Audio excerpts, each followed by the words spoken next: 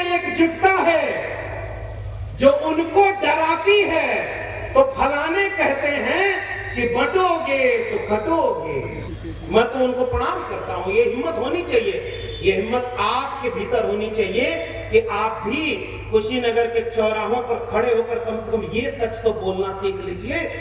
जितने लोग आयोजन करेंगे इनके ऊपर जांच बैठेगी, जो चंदा देगा उसके ऊपर जांच बैठेगी, जो आयोजन में आएगा उसके ऊपर जांच बैठेगी।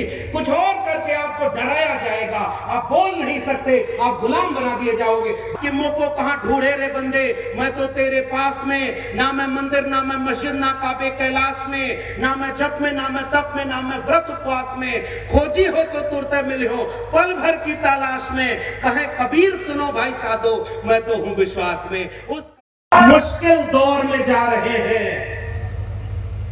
अगर आज इस कारवां को रोका गया और जो लोग संविधान के कारवां को रोकना चाहते हैं वो अगर जीत गए तो ये हजारों साल से जो लड़ाई लड़ी गई थी वो लड़ाई हमारी आंखों के सामने हारी जाएगी और आने वाली पीढ़ियों की नजर में हम वो दोषी और सबसे बड़े गुनहगार साबित होंगे। बताइए सही बात है कि नहीं? हमारी आंखों के सामने जो चुनौती अगर हम वो न रोक पाए, और बताओ आप हाथ उठा करके कि जिस वोट डालने का अधिकार बाबा साहब के संविधान में दिया, क्या वो आपके हाथ में सुरक्षित बचा है? जिस मशीन का इस्तेमाल उस मशीन के बनाने वाले नहीं करते, आपके यहां उस मशीन से वोट डाला जाता है। और अभी कुछ चुनाव हुए हैं, पता चला कि गांव वाले कह रहे हैं कि हम वोट डाले किसी और को, चला गया किसी और को, लेकिन अगले शपथ ग्रहण की तैयारी हो रही है। बताओ संविधान कहां बचा हुआ है? मैं कल महाराष्ट्र में था और उत्तर प्रदेश के लोगों, आपके पास 2 साल है, इसलिए मैं आज की बात करने आपसे आया। और आपको याद होना चाहिए कि पिछली बार क्या हुआ। आप किसी को वोट दीजिए, बात इसकी यहां नहीं होनी है। बात इसकी यहां होनी है कि जो महाराष्ट्र में कल मुझे वहां के अंबेडकरवादी और तमाम लोगों ने बताया कि साहब आप संविधान की बात क्या करते हैं, संविधान बचा कहां है, हमारा वोट तो लूट लिया गया। हमने जिन्हें वोट नहीं दिया उनको वो लोग जीता हुआ घोषित कर दिए। आपको भी पता होगा इस बात को। संविधान यहां से खतरे में है। चंद रोज पहले लखनऊ में कुछ लोग धरना देने गए, उनके हाथ में तख्तियां थी, मैं जिंदा हूं लेकिन अपने वोटर लिस्ट में मेरा नाम नहीं है। संविधान यहां खतरे में है। जिस वोट डालने का अधिकार देने के लिए बाबा साहब अंबेडकर ने जाति धर्म और भाषा नहीं देखी, लड़ करके जो वोट देने का अधिकार मिला, जब आपके हाथ से वही छिन गया तो आप अपना राजा कहां से चुनोगे? क्योंकि डॉक्टर अंबेडकर ने जो मौका आपको दिया था कि राजा रानी के पेट से पैदा नहीं होगा, जनता के वोट से पैदा होगा। और वोट देने का अधिकार जो कौम, जो समाज बचा न पाए, 2 ही चीज की तो लूट होती है सबसे बड़ी, एक नोट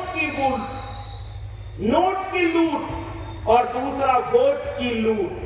संविधान दिवस मनाने वाले लोगों, मैं आपसे पूछना चाहता हूं, ये दोनों लूट हमारे सामने हो रही है कि नहीं? नोट लूटा जा रहा है, महंगाई, बेरोजगारी, तमाम तरह की चीजों के नाम पर। एक कार्यक्रम शुरू हुआ, एक सज्जन, बहुत सम्मानित सज्जन आए, उन्होंने कुछ ऐसा नाम ले लिया कि फलाने न होते तो संविधान दिवस न मना पाते। ये हिम्मत देखिए, मैं तो उनको प्रणाम करता हूं। ये हिम्मत होनी चाहिए, ये हिम्मत आपके भीतर होनी चाहिए कि आप भी कुशीनगर के चौराहों पर खड़े होकर कम से कम ये सच तो बोलना सीख लीजिए कि अगर बाबा साहब अंबेडकर न होते तो हम इस देश में कुशीनगर चौराहे पर सम्मान से खड़े नहीं हो पाते। केवल इतना सीखना है हमें उनसे, हमें यही सीखना, क्योंकि सच बोल पाने में भी हम डरते हैं और वो झूठ और लूट वाले लोग भी क्या क्या पाखंड फैलाने में भी परहेज नहीं करते। तो नोट लूटा जा रहा है हमारा, संविधान यहां से खतरे में है। बहुत हुई महंगाई की मार, अब की बार फलाने सरकार, याद है भोजपुरी समाज के लोगों, नाम लेने की जरूरत नहीं, वैचारिक कार्यक्रम है और आयोजन करने वालों में बहुत सारे तो सरकारी नौकरी वाले लोग हैं। मैं हिम्मत को दाद देता हूं, अवधेश जी भाषण भी दे दिए आकर के। भाई ऐसे दलेर लोगों के लिए आप लोगों को जोरदार ताली बजानी चाहिए, जिन्होंने नौकरी की परवाह नहीं की।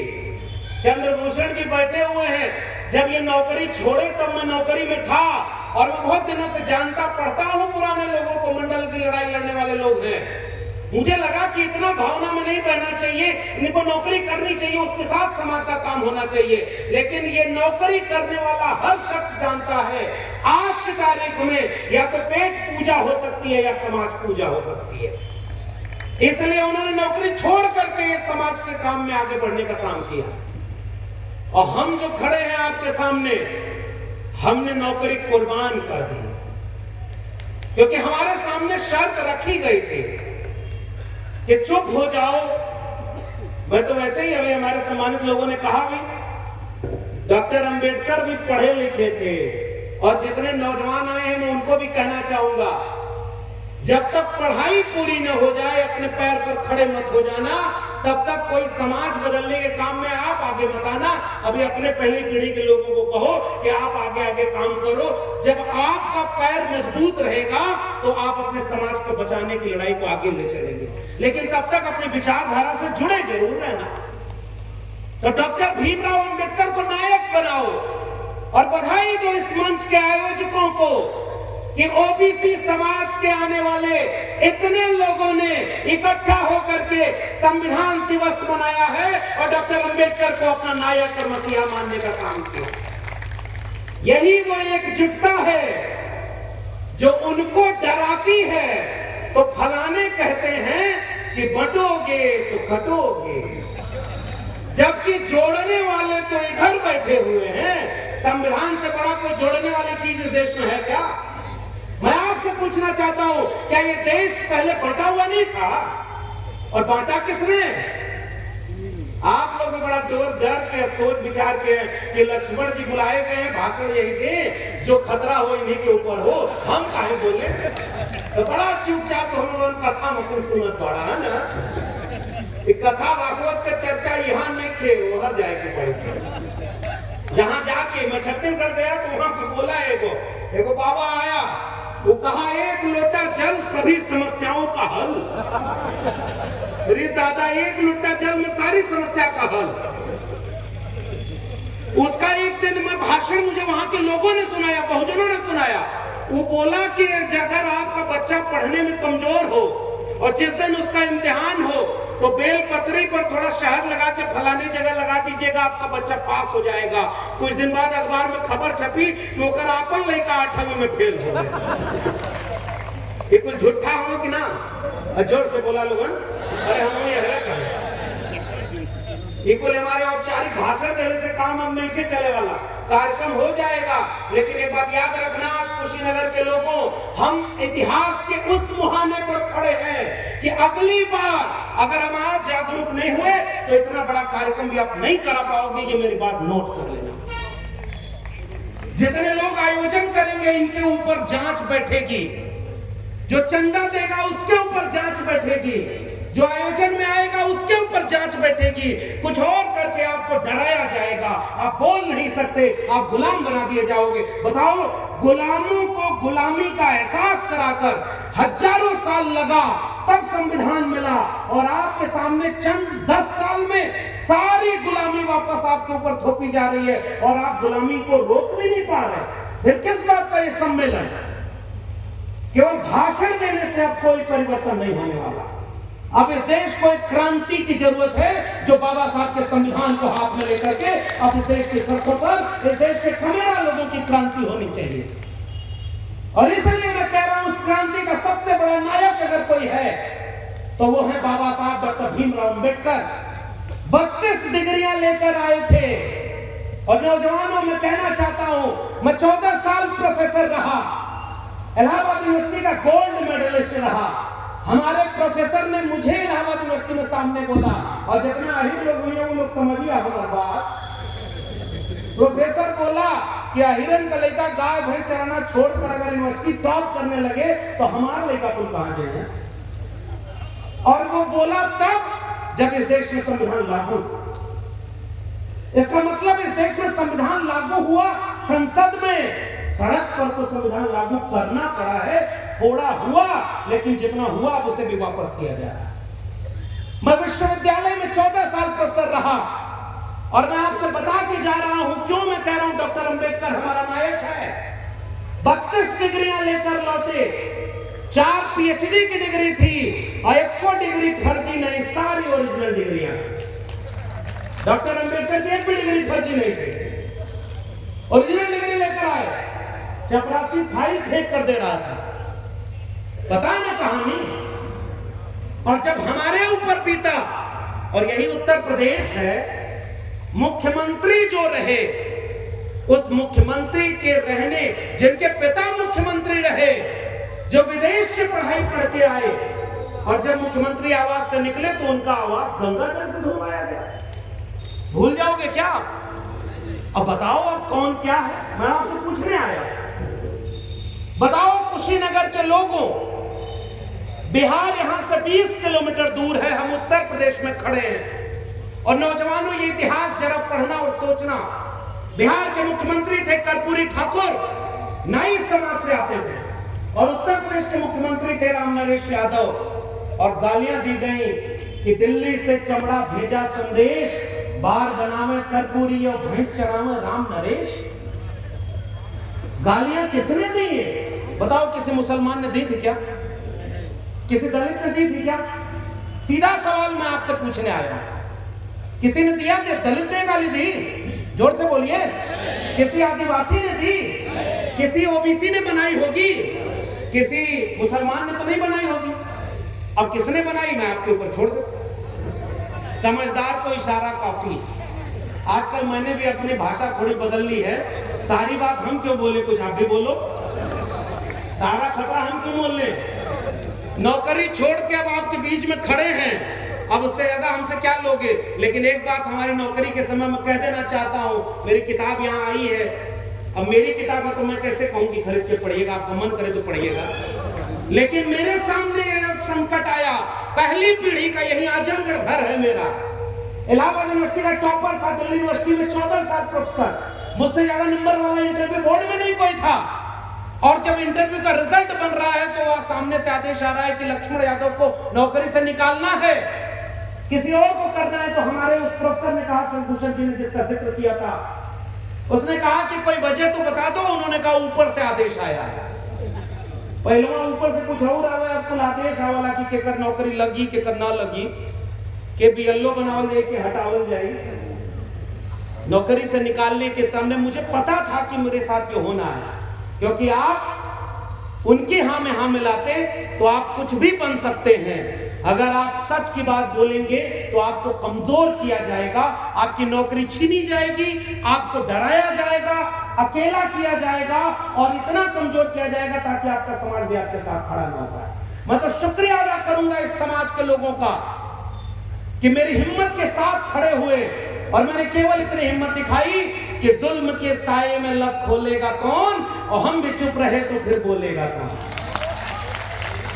ये नौकरी किसकी वजह से मिली थी? बाबा साहब के संविधान की वजह से मिली थी।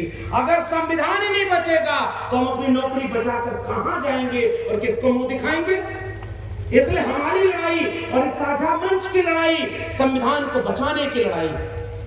इसलिए मैं बहुत वक्त लेने की बजाय आज जो चुनौती आपके सामने है केवल वो आपसे कह रहा हूं। अभी बताया चंद्रभूषण जी ने, हमारे पूर्व के वक्ता ने, कुशवाहा जी ने बताया, अभी आर.एस. पटेल साहब ने वर्तमान की चुनौती पर भी बता दिया। बहन निर्देश ने जब अपनी बात कही तो पाखंड अंधविश्वास से बचने की भी कहा कि आजकल कुल बाबा नया नया घूमत हुआ। और जब हम बाबा कहते हैं तो बड़ा ध्यान से समझिएगा, हमारा टिप्पणी किसी और के ऊपर नहीं। क्या बोल रहे हैं? खुलेआम बोल रहे हैं कि इस देश को हिंदू राष्ट्र बनाना है। ये बताइए कि इस देश के संविधान में कहीं भी लिखा है कि वो एक धर्म का राष्ट्र होगा? आपसे पूछ रहा हूं, जोर से बताइए। आपने अभी संविधान की प्रस्तावना का पाठ किया, उसमें क्या लिखा है? सेक्युलर डेमोक्रेटिक डेमोक्रेटिक कंट्री है, ये धर्मनिरपेक्ष है, पंथ निरपेक्ष है। और आजकल सबको बाबाओं को काम पे ड्यूटी पे लगा दिया गया है कि वो खतरे में है, जाओ इनको जोड़ो और इसको राष्ट्र बनाना है। मैं आपसे कहने आया हूं कि इस देश में कोई खतरे में नहीं है। अगर खतरे में है तो भारत का संविधान खतरे में है, इसीलिए इसको बचाने की जरूरत है। आप और हम कैसे इस खतरे को समझेंगे, ये आखिरी बात कह के आपसे विदा लूंगा। हमारी जिम्मेदारी क्या है? हमारी जिम्मेदारी ये है, झूठ, लूट और फूट की राजनीति को पकड़े, समझे और उससे अपने बच्चों के आने वाले भविष्य को बर्बाद होने से बचाएं। झूठ सबसे बड़ा क्या? एक झूठ वो जो हजारों साल से बोला जा रहा है।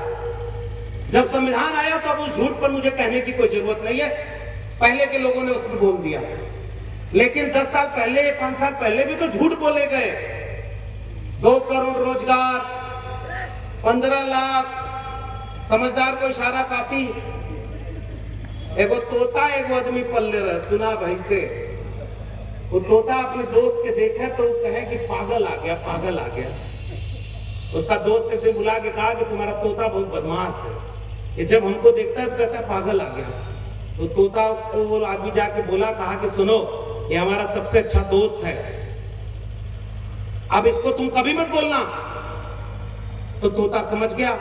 अगले दिन वो आदमी आया, तोता आदमी को देख रहा है, आदमी तोते को देख रहा है, दोनों चुप। जब वो आदमी जाने लगा तो तोता बोला, सुनो, समझ तो गए ही होगे कि तुम क्या हो, इसलिए समझदार को इशारा काफी होना चाहिए। क्योंकि हमारे लोगों को अभी ये खतरा समझना बाकी है। ज्योतिबा फूले अपने ग्रंथ तृतीय रत्न में लिख गए कि जो गरीब पैदा हो गया, जो कमजोर पैदा हो गया घर में, वो पैदा गरीब नहीं हुआ था, लेकिन जिस घर में पैदा हुआ उसमें गरीबी थी, उसमें भूखमरी थी, उसमें बीमारी थी, उसमें शिक्षा पहुंची नहीं, उसमें अंधविश्वास पहुंचा। और उसी अंधविश्वास में अभी अवधेश कुशवाहा जी बोल रहे थे, उन्होंने वो कहानी सुनाई कि आज उस कहानी में ये था कि माँ अगर बच्चे को हॉस्पिटल ले गई होती तो बच्चा बच जाता। पहलवा गांव में सांप काट ले तो वो झैती सो खैती होके, अब का होला? जोर से बोला। मैं आपसे पूछना चाहता हूं, सर दर्द होता है तो कहां जाते हो? हॉस्पिटल, डॉक्टर के पास। बीमार होते हैं तो कहां जाते हैं? हॉस्पिटल के पास। पहले क्या था? आज से 200 साल, 100-200 साल पहले क्या था? नहीं था डॉक्टर। जीवन की मृत्यु दर कितनी थी आप खोज लीजिए। तो मृत्यु दर बढ़ी कि कम हुई, ये आपके ऊपर छोड़कर जा रहा हूं। जरा समझदारी बात बताइए। पहलवा बियाह होता तो 2 दिन होता था। अब बारात गई, खाना खा के सब गायब, केवल परिवार के लोग बचे। समाज वक्त के अनुसार अपनी परंपराएं बदलता है। जो ठहर गया वो तालाब का पानी कभी पीने लायक नहीं होता, बहता हुआ जल ही हमेशा पीने लायक होता है। इसलिए परंपरा और रूढ़ियां अगर अंधविश्वास बन जाएंगी तो याद रखना, एक पीढ़ी का अंधविश्वास दूसरी पीढ़ी के लिए परंपरा बनता है और तीसरी पीढ़ी के लिए इतिहास बन जाता है। इस गंभीर वाक्य को अगर आप समझ पाए तो समझिएगा। एक पीढ़ी का अंधविश्वास दूसरी पीढ़ी के लिए परंपरा बन जाएगा। बिल्ली रास्ता काट दे तो रास्ता नहीं दे, उधर जाना है। कल मैं गया जहां नागपुर में वैज्ञानिकों का कार्यक्रम था, उन्होंने शोध करके बताया, एक जूलॉजी की वैज्ञानिक थी, उन्होंने कहा कि हमने बिल्लियों पर इतना रिसर्च किया है, बिल्ली में कुछ भी ऐसा पाया नहीं जाता कि बिल्ली रास्ता काट दे तो रास्ता को पार करके नहीं जाना है। तो हमने उनसे पूछा कि अच्छा मान लीजिए बिल्ली रास्ता काट दे तो कितना किलोमीटर तक उसका असर होता है और कौन दिशा ले बोला, बच रहे कि नहीं बच रहे? अगर इस देश में परंपराओं को अंधविश्वास के नाम पर थोपा जाएगा तो कोई बाबा पैदा होगा। पिछले दिनों मैंने देखा, उसने कहा कि अगर गोबर को रोटी में लगाकर आप खाएंगे तो आपका स्टेमिना बढ़ेगा। बताओ, इतना लोग, एक कमेरा लोग हैं यहाँ पे, उनको पता है कि गोबर को अगर खाद बना के खेत में डालोगे तो पैदावार बढ़ेगी, और हलवा पैदा करके अपने बच्चे को खिलाओगे, वो भी देसी घी का, तो आपका बच्चा मजबूत होगा। इसलिए गोबर खिलाने वाली साजिश के खिलाफ हम हलवा बचाने वाले लोगों के साथ खड़े। अब इस आसान भाषा में आप समझ गए कि नहीं? कुछ लोग इसे गोबर का देश बनाना चाहते हैं कि नहीं? इसलिए गोबर वालों को गोबर मुबारक। अगर कोई खा रहा हो तो मना मत करिए, लेकिन अपने लोगों को समझाइए कि गोबर खाने की चीज नहीं है, हलवा खाने की चीज है। ये कैसे समझ में आएगा? क्योंकि उस अंधविश्वास ने आपके नोट को भी लूटा। एगो किस्सा हमके एक आदमी भोजपुरी में ही बताया था कि वो नोटबंदी हुई, 500,000 के नोट बंद हो गए, तो वहां बैंक में जमा कैले पे तो कुछ पता चल जाए। तो वो गल कहाँ कहे कि पूजा करे गई, भगवान ने चढ़ाएंगे धक्का धक कि खुश हो जाएंगे। तुरंत एक आदमी बीच में आया, उसने कहा कि रे मूर्ख, ये नोट तो बंद हो गई है, तू इसे चढ़ा रहा। तो वो आदमी बोला, धीरे बोला, तो हमके पता है कि नोट बंद हो गए, हमके पता है कि नोट बंद हो गए, भगवान के थोड़े पता है कि नोटिया बंद हो गए। वो आदमी बोला कि भगवान थोड़ा लेना है नोटिया, जेके पता होगा चाहिए, उनके पता है कि नोट बंद हो गए। समझदार को इशारा काफी कि आपकी नोट लूटी कहां जा रही है। अब यहां से सुनना, महात्मा कबीर को इसी धरती पर कबीर पैदा हुए, और कबीर ने लिखा कि मोको कहां ढूंढे रे बंदे, मैं तो तेरे पास में, ना मैं मंदिर ना मैं मस्जिद ना काबे कैलाश में, ना मैं जप में ना मैं तप में, ना मैं व्रत उपवास में, खोजी हो तो तुरते मिले हो पल भर की तलाश में। कहे कबीर सुनो भाई साधो, मैं तो हूं विश्वास में। उस कबीर की धरती पर आपने धर्म को बिजनेस बना दिया। धर्म दिल में होता है। जो हिंदू है उसे हिंदू बने रहने दो, जो मुसलमान है उसे अपनी इबादत करने दो, जो बौद्ध है वो बौद्ध विहारों में जाएगा, जो जैन है वो अपनी इबादत घरों में जाएगा, जो किसी को नहीं मानता है वो भी इसी देश में रहेगा। उस किताब का नाम है भारत का संविधान, जिसने सबको अपनी उपासना की आजादी दे दी है। और आज इस देश में केवल मजहब के नाम पर लड़ाया जा रहा है। पहले स्कूल चले ना भारत तोड़ो अभियान, अब आजकल चल रहा है भारत खोदो अभियान।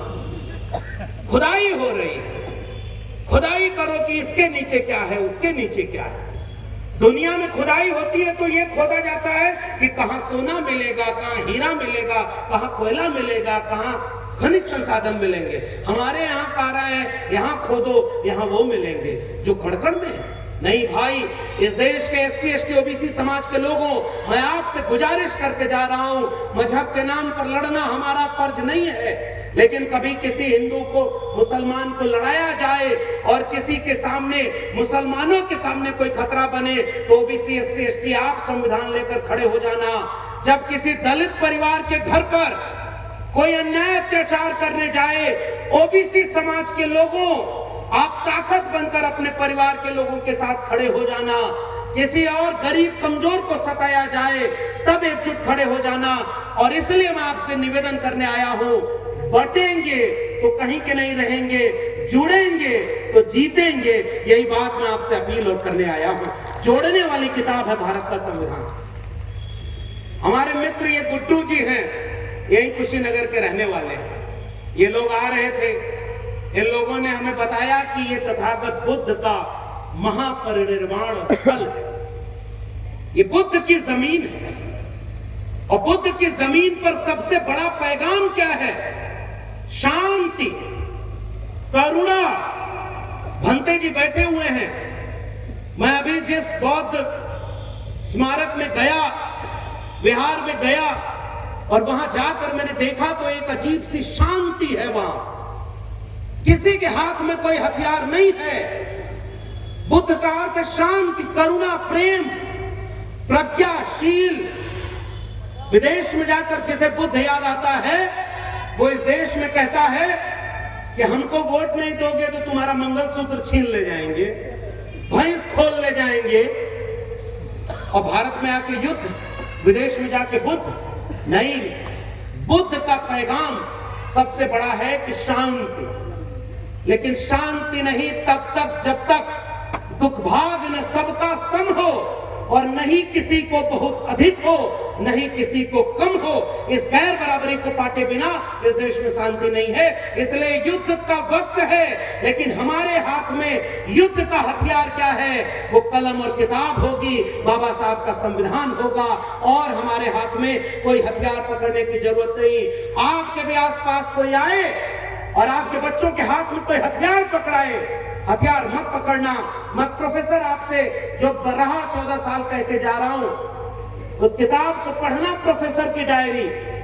आपके स्कूल की फीस महंगी हो गई, सरकारी स्कूल बंद हो रहा है, प्राइवेट स्कूल की फीस महंगी हो रही है। अब डीयू, जेएनयू, जामिया आपके घर के कितने बच्चे पढ़ने गए भाई? आपको चिंता ही नहीं है, क्योंकि शिक्षा अगर नहीं रहेगी तो चेतना कहां से आएगी? ज्योतिबा फुले ने कहा, विद्या बिना मति गई, मति बिना गति गई, गति बिना वित्त गया, वित्त बिना शूद्र चरमराए। एक अविद्या ने जाने कितने अत्याचार किए। नारा सरकार लगाती है, पढ़ेगा इंडिया तो बढ़ेगा इंडिया, और हकीकत में यह है कि न पढ़ने दो इंडिया को, न आगे बढ़ने दो इंडिया को। दिल्ली विश्वविद्यालय में जब मैं गया तो जिस समय फीस 4000 रुपए थी, 14 साल बाद जब मैं वहां से निकला तो उसकी फीस 40,000 रुपए थी। 4000 से 40,000, कितना गुना हुआ? जोर से बताना, जोर से बोलिए। 14 साल में कितना गुना? कोई एक आदमी यहां हाथ उठाते जिसकी आमदनी 14 साल में दुगनी हुई है। दुगनी आमदनी नहीं हुई, और शिक्षा में खर्चा 14 साल में 10 गुना हो गया। तो झूठ किसी ने बोला था 2022 तक किसानों की आय दुगनी कर देंगे, पहचाने? झूठ पकड़ाया, पकड़ गए। 15 लाख आया, नौकरी मिली, कोई वादा पूरा हुआ? बुलेट ट्रेन चलती तो मैं 11 बजे आ गया होता कि नहीं? जोर से बोलिए। बुलेट ट्रेन चली? कोई ऐसा काम हुआ जो वादा किया गया था? आप कह रहे नहीं, मैं कह रहा हूं हाँ, क्योंकि उन्होंने जो वादा किया था मजहब के नाम पर लड़ाने का, वो काम हो रहा है। हमारे लिए जो वादा धोखा हो गया, इसलिए इस देश में समाजवादियों का नारा था। मुझे खुशी है कि इस मंच पर अम्बेडकरवादी, समाजवादी सब मिलकर बैठे हुए हैं। जिसमें समता की चाह नहीं, वह बढ़िया इंसान नहीं। समता बिना समाज नहीं, बिन समाज जनराज नहीं। समाजवादियों, अम्बेडकरवादियों, देखो तुम्हारे लोगों ने क्या लड़ाई लड़ी। सन सोपा ने बांधी गांठ, पिछड़ा पावे 100 में 60।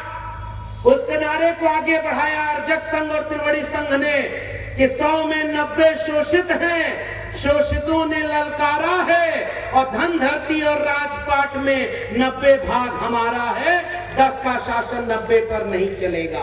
पुराने लोगों याद होगा आपको, नारा लगा था कि नहीं? जो जमीन को जोते बोए, वो जमीन का मालिक होए। 2 बातें हैं मोटी मोटी, हमें चाहिए इज्जत रोटी। मिटे गरीबी और अमीरी, मिटे चाकरी और मजबूरी। जो राष्ट्रपति का बेटा हो या चपरासी की हो संतान, टाटा बिरला गरीब का बेटा, सबको शिक्षा एक समान। शिक्षा पर जो खर्चा हो, बजट का 10वां हिस्सा हो। सबको शिक्षा, सबको काम, वरना होगी नींद हराम।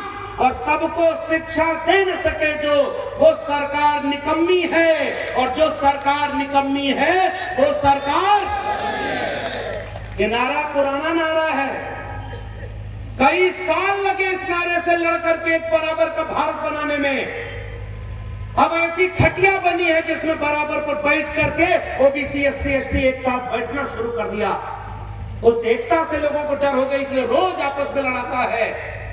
वो खटिया जो बराबर की बैठाई गई थी, उस खटिया को फिर से कोई खड़ा कर रहा है और कह रहा है कि अब एक कुर्सी रहेगी, हम बैठेंगे, बाकी जमीन पे बैठोगे। बताओ आप इस लड़ाई को समझ पा रहे हो कि नहीं? जोर से बोलिए। इसलिए अब मैं बहुत सारी बातें कहूंगा तो उसका कोई मतलब नहीं निकलेगा। 1-1 रुपया जोड़ करके ये आयोजन हुआ।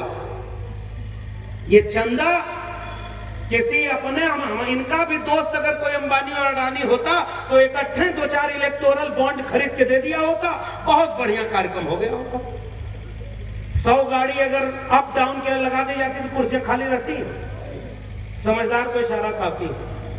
ये अपने पैसे से आए हुए लोग, अपने दिन का जरूरी काम, खेत खलिहान का, नौकरी का, अपना काम छोड़ करके एक एक आदमी आया हुआ। इसलिए मैं आपके सलूट करने आया हूं। कोई कहे कि ये भीड़ काफी नहीं, तो कहना इंकलाब के लिए एक शख्स ही काफी है।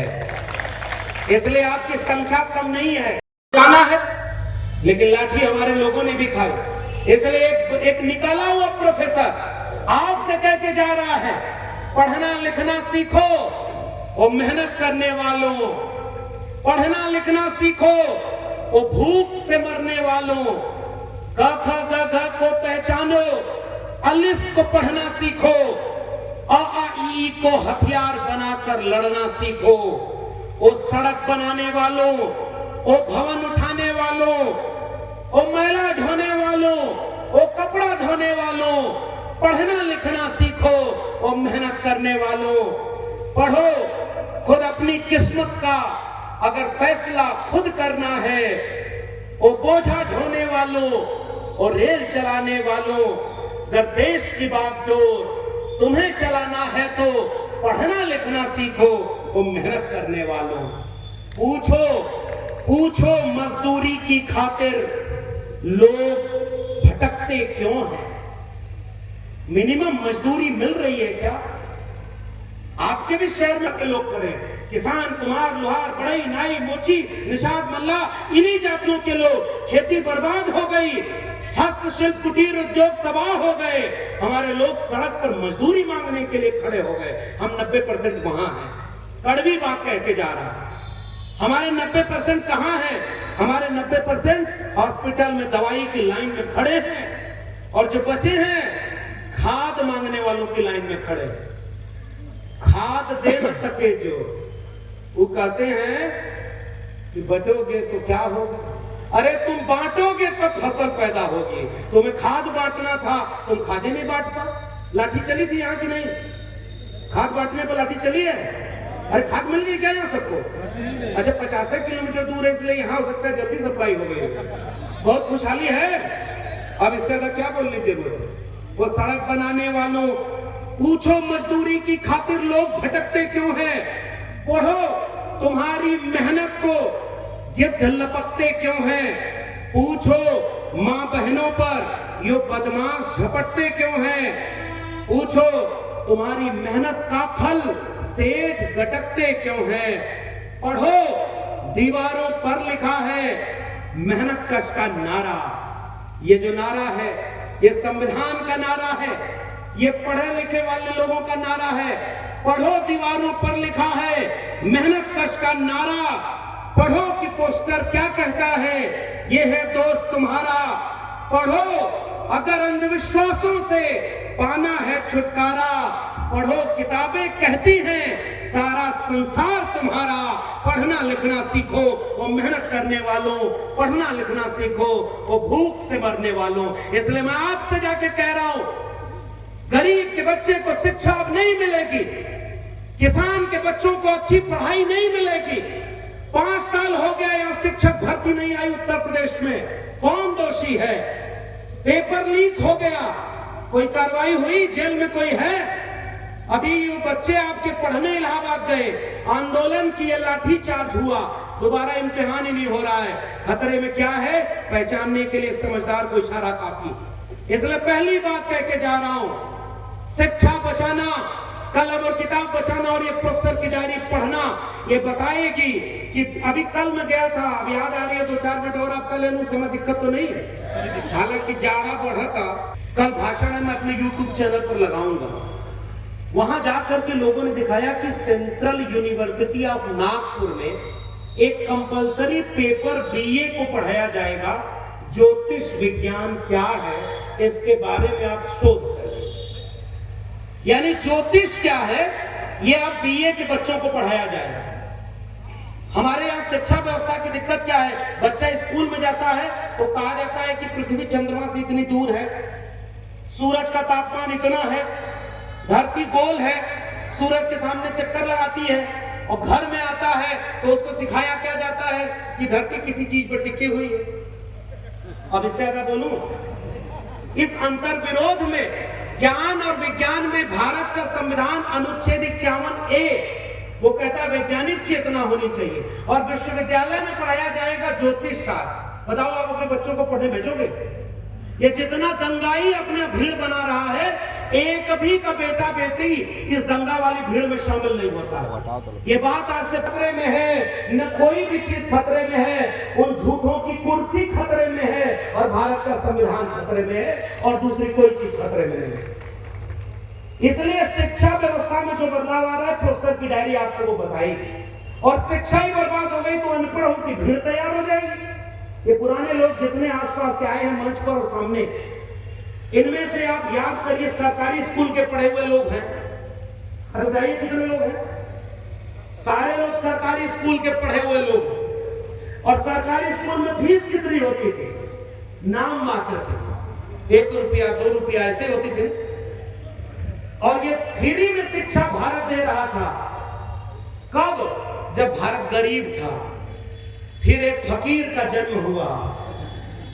फकीर ने इस देश का इतना विकास किया, देश का दुनिया में डंका बजने लगा और नई शिक्षा नीति लागू हो गई। अब आपके प्राइवेट स्कूलों की फीस बढ़ेगी, सरकारी स्कूल बंद किए जाएंगे और शिक्षा महंगी हो गई। ऐसी अमीरी लेकर के आप क्या करेंगे? संविधान खतरे में, यहां से समझ में आया। इसलिए मैं आपसे कहने आया हूं, अपने इलाके का सरकारी स्कूल पढ़िएगा। मेरी प्रोफेसर की डायरी आप पढ़ेंगे। मुझे एक आदमी मिला और उसने कहा कि साहब हमें अगर पढ़ने का मौका मिल गया होता तो हम भी आपकी तरह अच्छा भाषण दे लेते। मैं उससे बोल कर आया कि मेरे भी परिवार वालों की तरह से मैं पढ़ के आया, लेकिन पता है इस देश में पढ़ने का अगर हमें मौका मिला तो बाबा साहब के संविधान से और मंडल कमीशन की रिपोर्ट से मिला, वरना हमारे लोगों को पढ़ने का मौका नहीं मिला। अब आपकी फीस महंगी हो गई, पढ़ने का मौका खत्म। बताओ संविधान खत्म कि नहीं खत्म? जिसकी जेब में पैसा है उसके बच्चे पढ़ेंगे, जिसकी जेब में पैसा नहीं है उसके बच्चे धर्म बचाने जाएंगे। बेरोजगार कोई नहीं रहेगा। लेकिन चुनना आपको है कि आप अपने बच्चों को कौन सा रोजगार देना चाहते। बताओ गलत कह रहा हूं कि सही? इसलिए बहुत लंबी वक्त करने की बात, उससे कोई मतलब नहीं है। मैं आपसे केवल ये कह के जा रहा हूं, हाकिम शहर क्यों किसी बात पर अठौर करे? उसकी मर्जी है, जिसे चाहे उसे और करे। सोचते सब हैं कि जरूरी है बगावत, लेकिन चाहते ये हैं कि आगाज कोई और करे। आखिर में यही कहूंगा। इसलिए मैंने ताली किसके लिए बजवाई? जो सरकारी नौकरी करके संविधान वाले कार्यक्रम में मंच के सामने खड़ा हो गया। रेंगने वाले, नौकरी बचाने वाले हमारे समाज के एक नेता बोले कि चप्पल उठाओ ना, कुछ जूता साफ करना। हम ना बोले थे, वहां जाके दरबारी बन गए। हमारे लोग दरबारी बन गए।